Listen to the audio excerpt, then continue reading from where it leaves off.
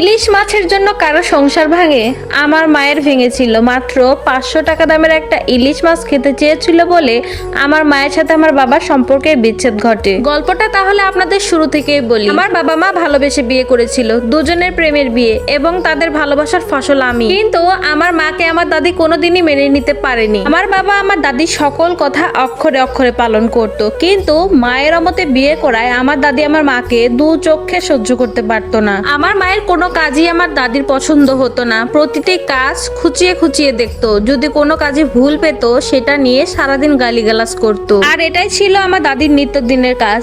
আমার মায়ের প্রতি আমার দাদির এত অনীহার কারণ হচ্ছে একমাত্র আমার দাদির বোনের মেয়ে। আমার দাদির খুব ইচ্ছা ছিল তার বোনের মেয়েকে তার ছেলের জন্য বউ করে নিয়ে আসবে, কিন্তু আমার বাবা তো ভালোবেসে আমার মাকে বিয়ে করে নিয়ে এসেছে। আমার দাদির সেই বোনের মেয়ে সারাদিন আমাদের বাসায় থাকতো, কারণ আমার দাদি তাকে ছোটবেলা থেকেই বড় করেছে। তাই আমার সেই ফুপিকে আমার বাবার জন্য বউ করতে চেয়েছিল মন থেকে, কিন্তু সেটা আর হলো না, কারণ আমার বাবা আমার মাকে পছন্দ করে বিয়ে করে নিয়ে এসেছিল। বিয়ের আগ পর্যন্ত আমার বাবা আমার দাদির সব কথা অক্ষরে অক্ষরে পালন করত।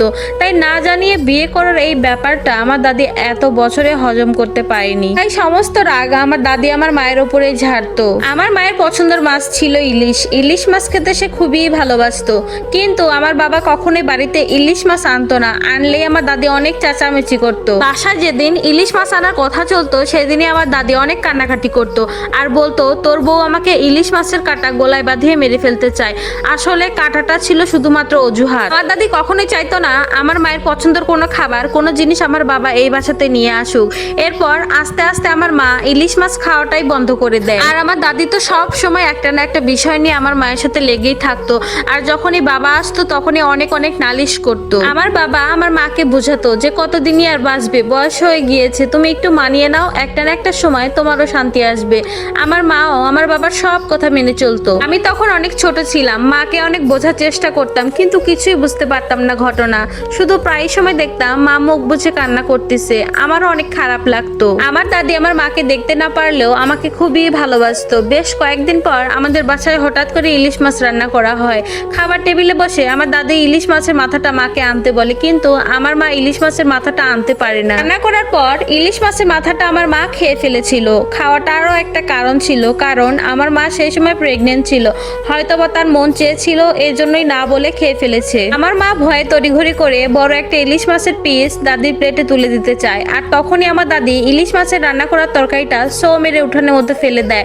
ঠিক ওই মুহূর্তে আমার বাবা বাজার থেকে চলে আসে। এসে দেখে ইলিশ মাছের রান্না করা তরকারিটা উঠোনের মধ্যে পড়ে আছে। আমার বাবাকে দেখার পর আমার দাদির সম্পূর্ণ রূপ পাল্টে গেল।